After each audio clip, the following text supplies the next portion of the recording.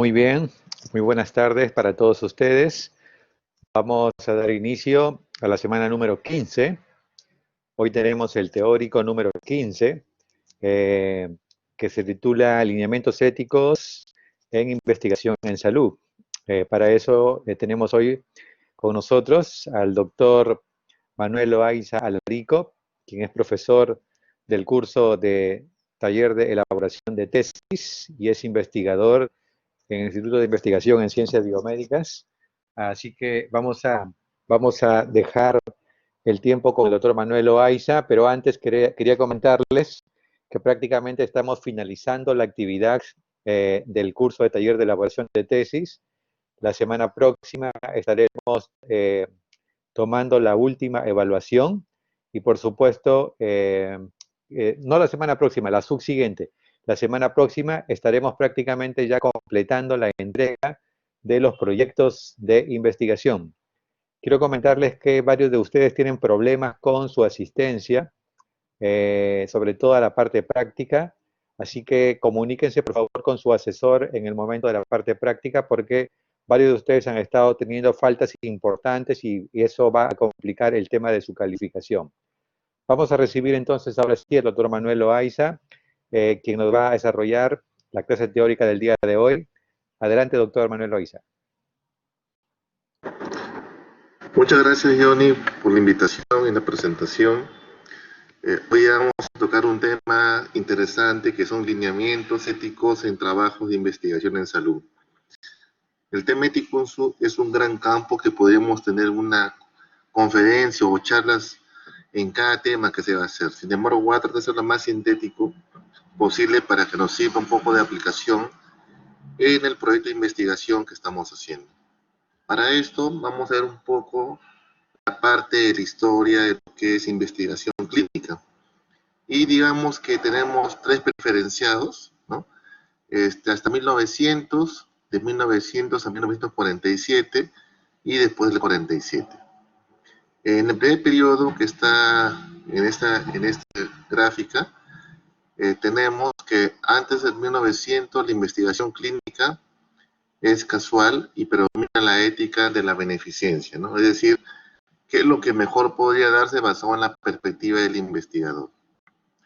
Todo acto médico debe tener intención terapéutica, que es lo que se trataba basado justamente en el tema de causalidad, de descubrir y evitar que las personas fallecieran determinando o cortando la cadena de transmisión. Y la experimentación es por accidente.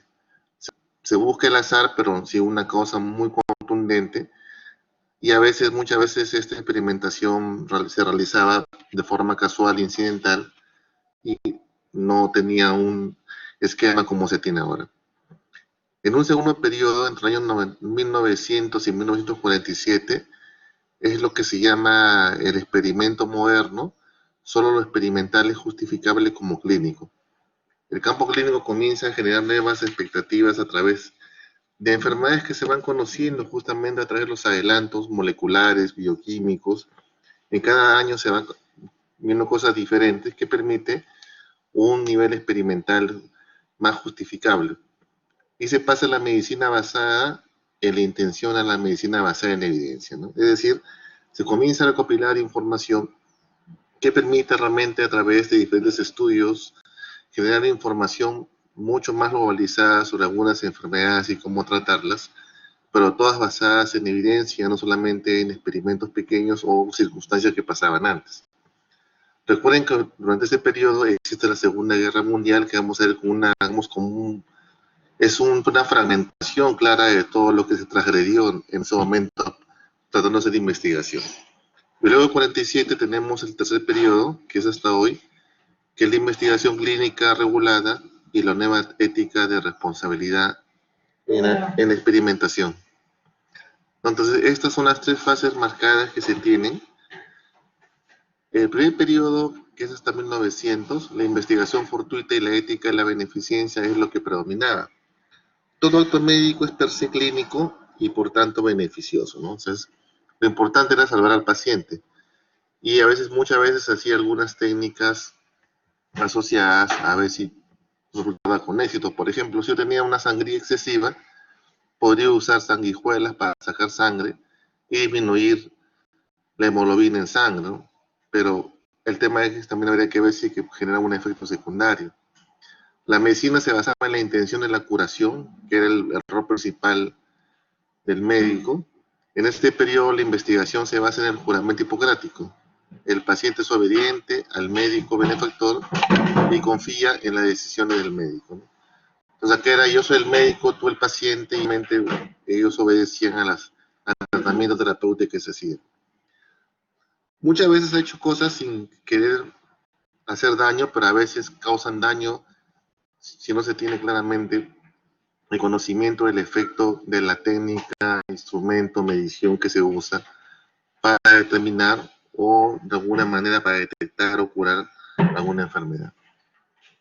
El segundo periodo, de 900 a 47, la investigación clínica diseñada y el principio de autonomía, donde nada puede ser etnomímico sin antes haber sido validado. Es decir, tiene que prometer una validación previa, ¿no? Un documento que exista, que lo que se ha probado ya fue hecho, o ha habido algunos experimentos adicionales antes, sobre todo en animales, que te generen alguna diferencia. Se pasa de la medicina casual al diseño experimental, ¿no? Ya un diseño mucho más unificado. Recuerden que también durante este tiempo la epidemiología fue cambiando un poco con la nueva epidemiología a través de modelos que sobre todo eran para temas experimentales como el famoso P, ¿no? El punto P, los temas estadísticos para poblaciones grandes, muestreo, inferencia estadística, que permiten rediseñar justamente experimentos con lo que se llama un cambio notorio en estadística por tener una relación de experimentos asociados a la población.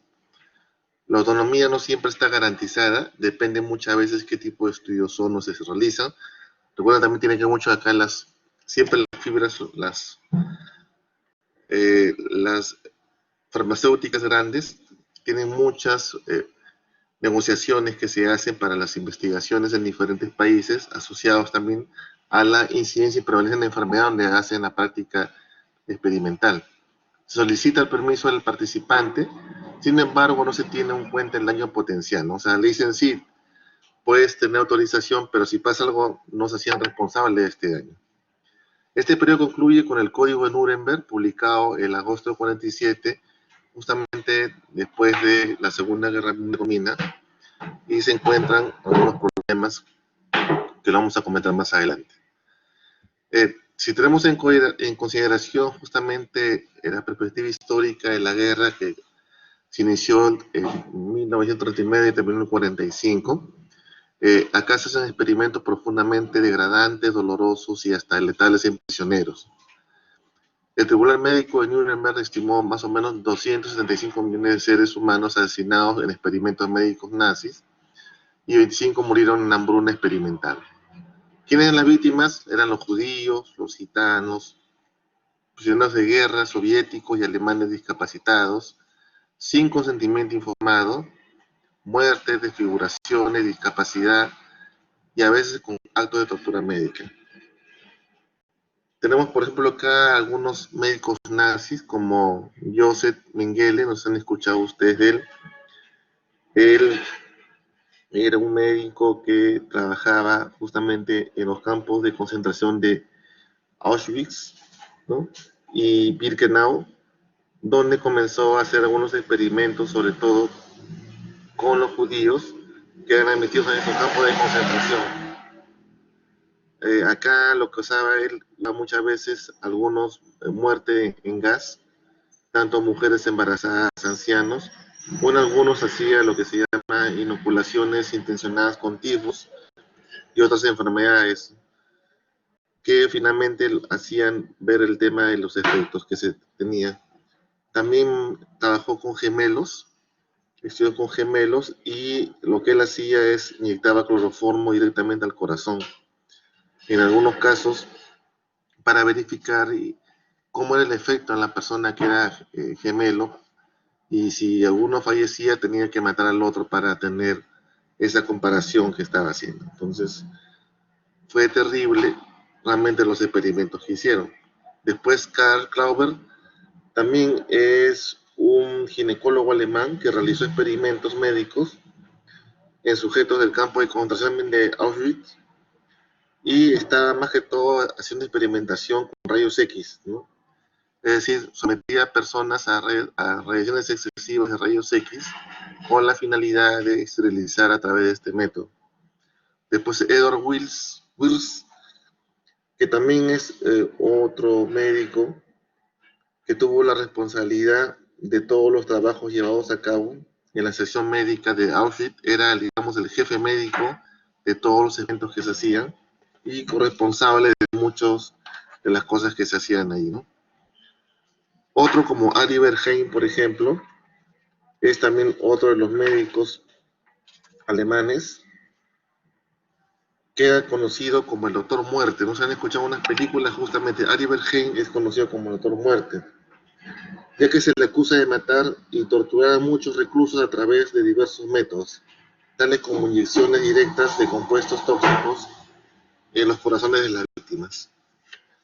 Otro médico nazi que también hace algunos experimentos, Karl Barnett, se dedicó a temas de campo de concentración de Buchenwald, que es cercano al de Auschwitz.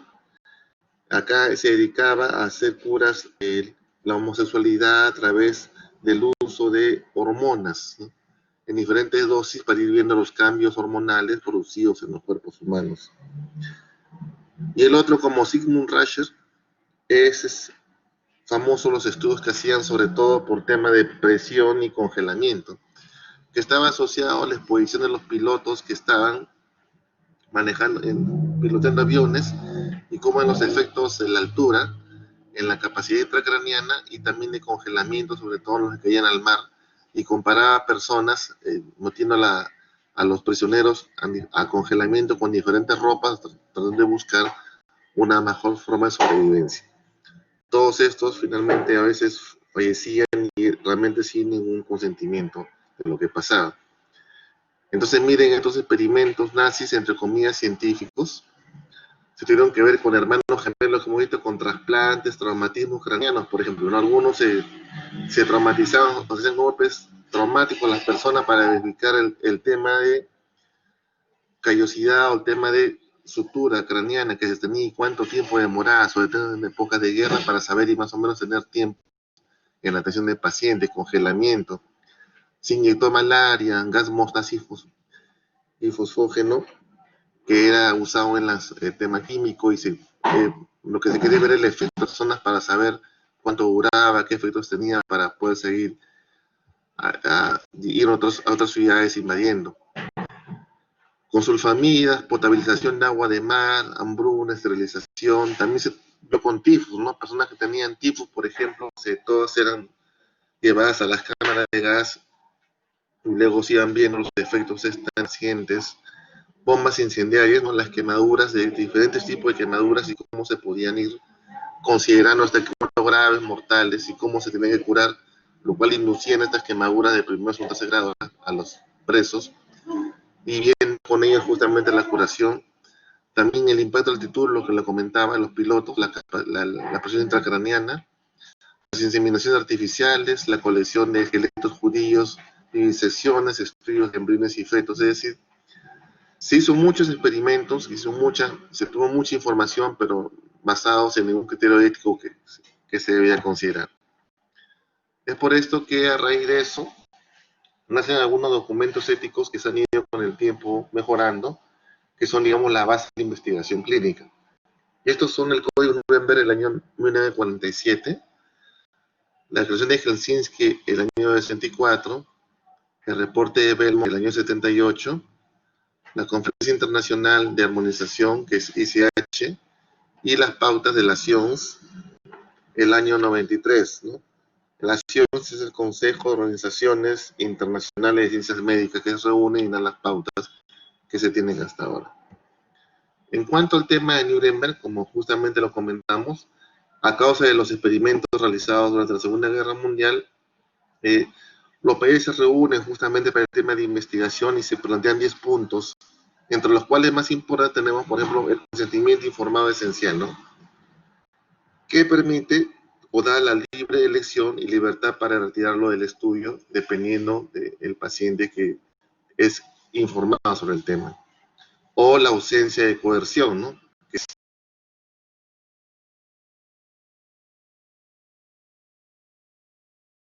es un prisionero de guerra o alguien que está para morir. Otro beneficio de la sociedad, que no sea una naturaleza aleatoria o innecesaria. Experimentación científica fundamentada en lo que se tenía que evaluar en los trabajos. Algunas consideraciones: no tiene el peso de una ley, no ha sido actualizado, por ejemplo, el Código Nuremberg, y no menciona responsabilidades del investigador, por lo cual todavía la investigación no era un tema fácil, no dependía mucho de los apoyos de algunos proyectos grandes, sobre todo por las grandes farmacéuticas. El tercer periodo, después del 47, como comentamos, la investigación clínica regulada y la ética de la responsabilidad está basada en el diseño de ensayos y en la calidad moral del investigador, ¿no? Acá implica mucho el tema de la calidad del investigador, sus antecedentes, sus capacidades y los cursos que debe tener para ser considerado investigador. Se insiste en el diseño de ensayos y la calidad moral de estos. A consecuencia de investigaciones controversiales se inicia la búsqueda de regulación médica, ¿no? Acá tenemos algunos casos importantes que ocurrieron, como el caso de talidomida, ¿no? La talidomida fue sintetizada por el laboratorio Grunenthal en Alemania, basados en propiedades sedantes hipnóticas, y que comenzaron a tomar personas, sobre todo las mujeres embarazadas, produciendo algunos problemas de faltas de crecimiento de extremidades, ¿no? Como, por ejemplo, la amelia, que es la ausencia de todo el miembro, la focomelia, pérdida o acortamiento grave de los elementos proximales, y ausencia o hipoplasia del pulgar o los dedos, entre otros, que había los más comunes que se encontraban. Este medicamento finalmente fue sacado, pero generó mucho daño.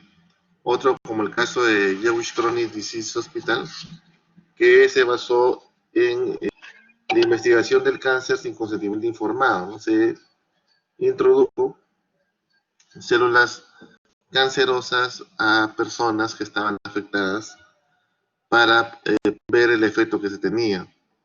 O el caso de los Wilbroth State School, que eran niños con hepatitis. Entre el periodo del 50 y el 70, se realiza esta investigación en esta escuela donde hay niños con retraso mental. Y lo que se hace es determinar el curso natural de la enfermedad sin recibir tratamiento. O sea, a todos se les expone a hepatitis B, pero unos recibían y otros no, y se comenzaban a ver los efectos de la la enfermedad, lo cual es antiético completamente, ¿no? O las denuncias de Bishop publicadas en el New England Journal of Medicine en el 66, que da cuenta de 22 prácticas no éticas, 5 según informados que se realizaron en diferentes experimentos. Todo esto da pie a que Nuremberg tenga que mejorar y dar pie a lo que es Helsinki, ¿no? Tenemos acá el tema de lo que es el tercer periodo, justo el caso de talidomida, ¿no? Es un sedante antiemético comercializado en Europa entre 58 y 63. No fue aprobado por la FDA en Estados Unidos. Lesiones congénitas en aproximadamente 12.000 niños. Como resultado de enmienda FDA que exige a las farmacéuticas probar efectividad y seguridad de productos antes de la comercialización. Es decir, comienza la revolución de las fases de la producción de medicamentos, ¿no? Donde tienen que probarse diferentes fases que generen un beneficio y menos daño adverso a las personas. Esto no había, y esa fase 4 que se demora a veces en la aprobación. Primero se ve la partícula, luego le faltan animales, una población, y luego en humanos, que es ya finalmente el cuarto paso para la aprobación de un medicamento en la FDA. Y también se generan acá los antecedentes de buenas prácticas de manufactura, ¿no? Justamente para el tema de lo que son las grandes industrias farmacéuticas. Luego de este proceso aparece Helsinki como una propuesta promulgada por la Asociación Médica Mundial en 24, amplía los 10 puntos del Código de Nuremberg, introduce la figura de un representante legal en caso que la condición del paciente no permita obtener el consentimiento. Por ejemplo, personas que están tequeadas o inconscientes, uno puede firmar por ello, tomar una decisión dependiendo justamente qué se va a hacer por necesidad de salvar a la persona. Es considerado uno de los documentos éticos más importantes para la investigación clínica con seres humanos. El principio básico está en el respeto por el individuo y sus derechos, que es un tema fundamental. También ve con el bienestar del participante, precede sobre el interés de la ciencia. Entonces, eso también es un cambio notorio porque muchas veces el investigador lo que quiere es tener la cura y a veces lo que hace va más allá del interés del paciente y no busca el interés de la ciencia. Y ahí se cometen justamente este tipo de actos que no son éticos. Y da una cápita de la protección especial para poblaciones vulnerables, ¿no? Hay poblaciones que son vulnerables, que no tienen conocimiento suficiente y pueden ser expuestas a estos experimentos. Llámese, por ejemplo, poblaciones vulnerables que son amazónicas o lugares alejados, pueden ser vulneradas, por lo cual se da una cápita especial a este tipo de poblaciones. En Helsinki, la investigación en seres humanos debe ser precedida por investigación en laboratorio y en animales, ¿no? Entonces, te dice que las fases, primero debe ser aprobada la molécula que se va a probar, que cumpla las características moleculares, físico-químicas correspondientes, que genere menos daños secundarios a la persona. Luego esto viene en la fase en animales, y luego finalmente en humanos, ¿no? Cuando ya se comercializa. Debe ser conducida por individuos calificados, es decir, se comienza a generar una rama especial de personas encargadas de llevar los estudios científicos basados en calificaciones, que lleven cursos de ética, investigación clínica, que también sepan farmacocinética, farmacodinámica, es decir, tengan un mayor conocimiento que están haciendo de manera que sean las personas que puedan realmente notificar e informar. También se pone el uso de placebo, ¿no? Para comprobar realmente el efecto verdadero del medicamento, sobre todo en los estudios experimentales. Esto es muy importante para evitar el tema del sesgo de información de la persona. Introduce el concepto del comité de ética, el cual debe revisar el protocolo de investigación previo al estudio. Es decir, cuando hacemos un estudio en humanos, debe tener un comité de ética aprobado. Eso es básico para toda investigación, o en animales. Cuando se usa fuentes secundarias, por ejemplo, se hacen encuestas o historias que son de recolección, ya no se trabaja en sentido, no se hace un comité de ética, pero sí existen otros criterios éticos, como por ejemplo, no revelar el nombre de las personas en las cuales estoy investigando, ¿no? Pues un tema también de concepto ético. El riesgo no debe exceder el beneficio. Hay múltiples revisiones de Helsinki, la última, la séptima fue en octubre del 2013, y esta es la base para las buenas prácticas clínicas, ¿no? Es decir, criterios estandarizados, homogenizados de buenas prácticas clínicas en entregar medicamentos, de experimentación de algunos efectos de medicamentos y vacunas, otros inmunomoduladores, sobre todo de cáncer, que se trabajan hasta la fecha. En este periodo también hay el caso Tuskegee, es el estudio de sífilis, es un estudio que duró 40 años de duración entre 32 y 32 en Alabama, Estados Unidos, por el Servicio Público de Salud, donde hay 600 hombres negros, de los cuales casi 400 tenían sífilis, y no fueron informados de su diagnóstico. En el 46 la penicilina es usada para tratar sífilis. Sin embargo, no se les administró tratamiento o se les administró placebo. Y no se les informó. Prácticamente lo que se vio fue la historia natural de la enfermedad de sífilis en estas personas.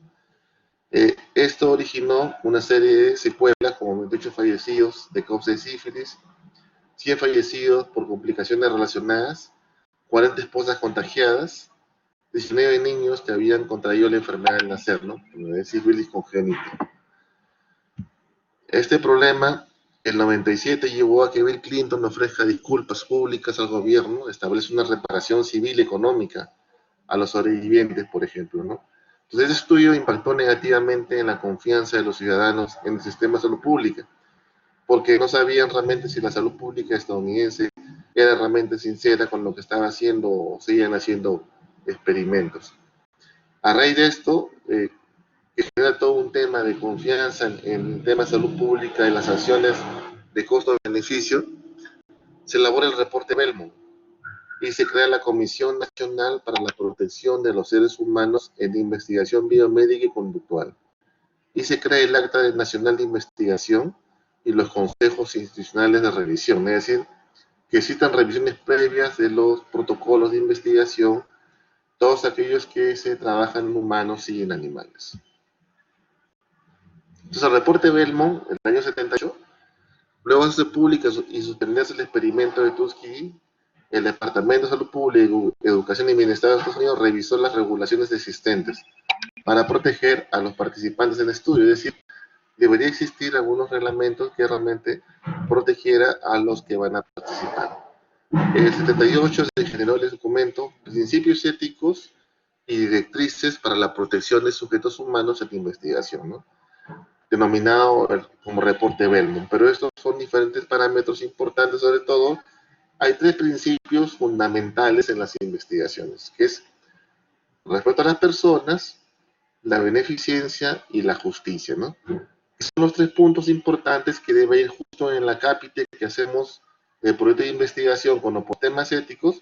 Deben estar estos tres principios éticos descritos o cómo se va a aplicar en la investigación que van a hacer ustedes en el curso. Entonces acá tienen lo que es el principio, por ejemplo, respecto a las personas. Los individuos deben ser tratados como agentes autónomos y las personas con autonomía disminuida son sujetos a protección, es decir, debe darse alguna protección a las personas que tienen autonomía disminuida, como personas con problemas de salud mental u otros que no tienen capacidad autónoma de poder decidir. ¿Cómo se aplica? En lo que se llama consentimiento informado, ¿no? Es decir, se debe dar información o dar la oportunidad a todos los participantes en la medida de su capacidad, la oportunidad de escoger lo que pueda suceder durante la investigación. Pero se debe informar todo desde la ingesta del medicamento hasta los efectos secundarios que pueda darse. Se debe ser transparente con todo lo que se tiene. El proceso de consentimiento debe incluir tres elementos: información, que también comprenda claramente lo que está haciendo, y la participación voluntaria. ¿Por qué comprensión? Porque puede ser que sea una porción vulnerable que esté en quechua y mi instrumento está en castellano.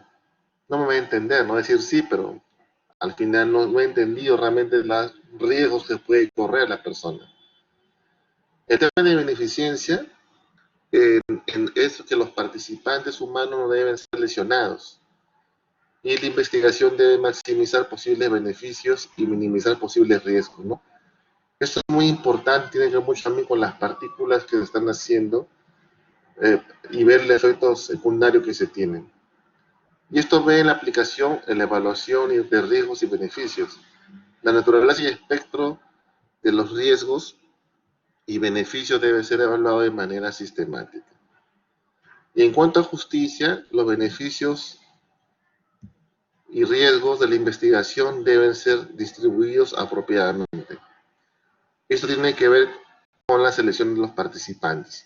Debe haber procedimientos apropiados y resultados en la selección de los participantes en una investigación. Es decir, se tiene que tener justamente ver a través de los protocolos que hemos visto, tener la selección de participantes lo más adecuada para generar una inferencia estadística sobre la validación y aprobación de los efectos de las moléculas del medicamento que se va a aprobar. Es así que el año 90, después de este problema con Tuskegee, aparece el reporte Belmont, y el año 90 aparece las buenas prácticas clínicas, ¿no? Se lleva a cabo la Conferencia Internacional sobre la Armonización, que da requisitos técnicos para los productos farmacéuticos para uso humano. O sea, se trata de regular el uso de medicamentos. Esta reunión es una iniciativa conjunta de farmacéuticas y autoridades regulatorias de Europa, Japón y Estados Unidos para garantizar la seguridad, la calidad y eficacia de los medicamentos. Es decir, homogeneizar todos los medicamentos, la forma de registro, las patentes, cómo se registra, cuáles son las partículas la forma en que deben notificarse los efectos secundarios y cómo se van a hacer los experimentos que se vienen llevando a cabo. El objetivo era eliminar demoras en el desarrollo y disponibilidad de medicamentos, ¿no? La idea es que tengamos medicamentos disponibles para evitar la mortalidad o morbilidad por algunas enfermedades que pudieran tratarse. El resultado principal es la norma de buenas prácticas clínicas que existe y que tiene la fecha para el tema de... El año 93, a través de organizaciones internacionales de ciencias médicas, ¿no?, que es la SIOMS, es una organización no gubernamental, sin fines de lucro, establecida por la OMS y UNESCO en el año 49, lo que hace es generar las guías para la conducción ética en la investigación. Esto lo que genera son estas guías importantes que son sobre todo actualizadas. Tienen 21 pautas que son más o menos 15 parámetros que se van evaluando de forma regulatoria para hacer como checklist y que explora la aplicación de los principios de Helsinki a casos especiales, digamos así, sobre todo en países en desarrollo y por ejemplo vulnerables. O sea, la investigación muchas veces en países subdesarrollados como África o Sudamérica, por ejemplo, para el tema de tuberculosis, se ha usado mucho este tipo de países para hacer la aplicación, ¿no? Hay una película, por ejemplo, clásica que se llama El jardinero fiel, que es una película basada en el uso de estos insumos de pruebas del medicamento de tuberculosis en un país africano y cómo descubierto por un periodista y asesinado, ¿no? Entonces es interesante porque esto es un tema económico, financiero, que genera muchos cambios y posiblemente mucha inversión en el sector público y privado. Y también adopta los 3 principios del reporte Belmont que hemos comentado y mantiene mucho de los principios de Nuremberg y Helsinki, ¿no? Entonces, en general, estos 3 principios son importantes, ya que estos ha habido algunos cambios en general para lo que es la investigación clínica. En resumen, en la charla de hoy podemos tener que hay hechos históricos que han hecho justamente que estos cambios de las nuevas perspectivas de principios éticos generen nuevas reuniones internacionales para ir mejorando estos conceptos, armonizaciones, criterios y uso de la experimentación e investigación clínica en general. Como les comentaba, los hechos históricos, los experimentos de la Segunda Guerra Mundial, y los comentamos, fueron un hecho trascendente en la fragmentación de este cambio de paradigma, ¿no? Sobre todo con el consentimiento informado, como lo tiene Nuremberg, por ejemplo, ¿no? Debemos informar a las personas de todos los efectos del medicamento, buenos y malos también, no solamente los buenos. Y también las secuelas que podrían producirse. Ahora, en otros protocolos también se da un resarcimiento de pago por la participación durante el experimento y en caso tuviera una afectación también la prevención y curación. Dependen justamente los efectos que podrían producirse. Después del caso de talidomida, genera también otra controversia porque recuerden que este medicamento que dijimos que tiene problemas de la falta de crecimiento de extremidades. Entonces, se genera el tema de los principios de consentimiento informado, pero también riesgos y beneficios que no había antes, ¿no? De informar qué te puede pasar si no tomas eso. Entonces, eso da pie a que Helsinki en su declaración lo tenga mucho en consideración.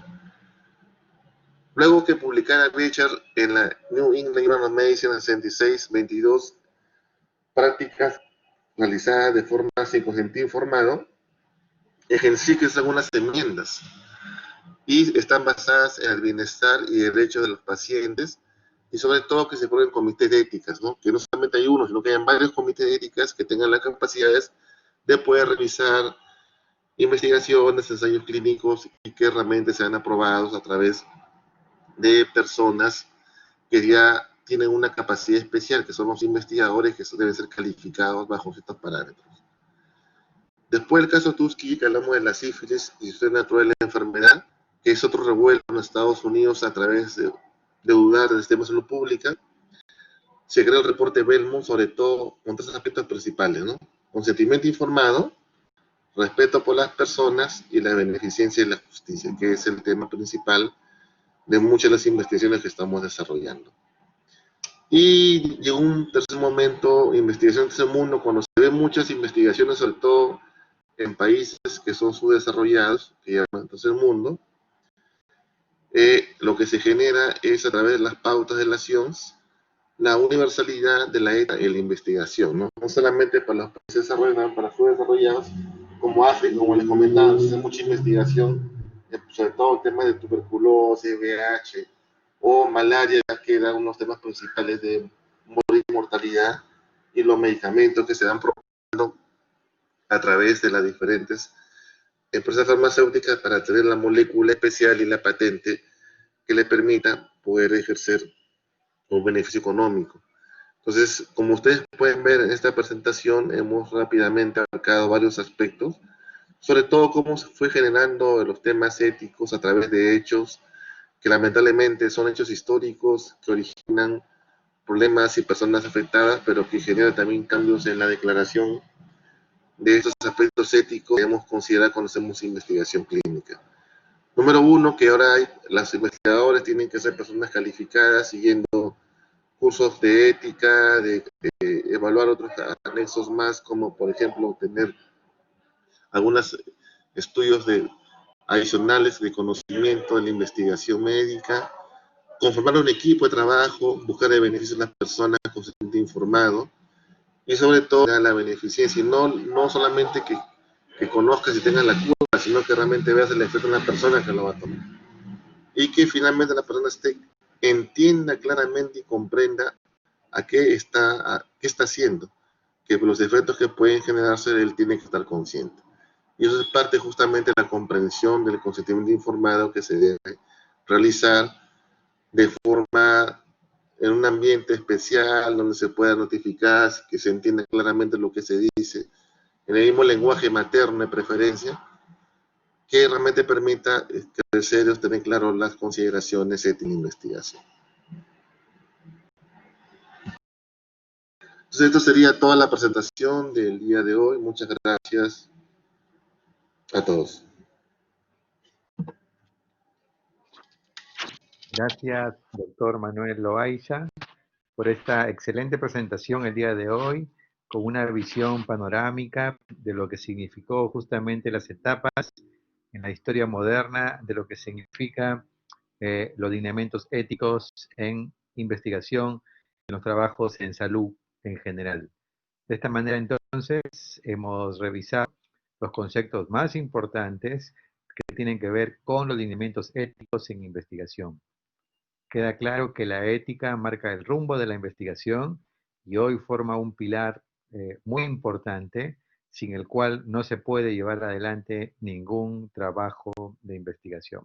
Entonces, hemos visto los hechos históricos, los aspectos y los principios éticos y las pautas éticas y los requerimientos éticos vigentes actualmente a nivel internacional y a nivel nacional.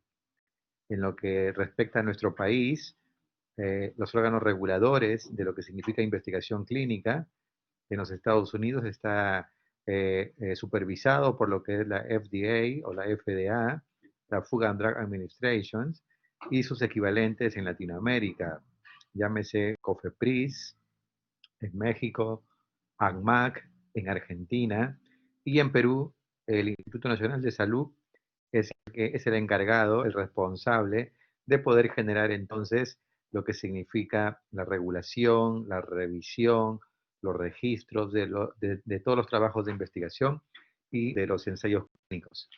En nuestro país tenemos el REPEC, que es el Registro Peruano de Ensayos Clínicos, y también tenemos actualmente el PRISA, que es un registro también de investigaciones con COVID-19. Todos los requerimientos están regidos por lineamientos, por estatutos, por reglamentos que debemos conocer y familiarizarnos para poder desarrollar trabajos de investigación, no solamente experimentales, sino también trabajos de investigación observacionales. De esta manera, entonces, un fuerte aplauso nuevamente para el doctor Manuel Loaiza Alarico, quien nos ha traído una visión actual, importante, dinámica y aplicada a lo que significa medicina y ciencias de la salud. Gracias, doctor Manuel Loaiza, por esta excelente presentación el día de hoy. Muchas gracias. Bien, entonces, de esta manera estamos dando por finalizado la actividad. También saludamos al doctor Germán Martín Rosani, que está con nosotros, quien también es profesor del curso de taller de elaboración de tesis. Y entonces, de esta manera, vamos a concluir la actividad, el teórico de hoy, para continuar en los grupos, la práctica de la semana 15. Esta semana y la semana próxima deben finalizar, por favor, deben finalizar sus proyectos de investigación para que ya sean calificados. Y la siguiente semana, la tercera semana, será entonces el examen final para todos ustedes.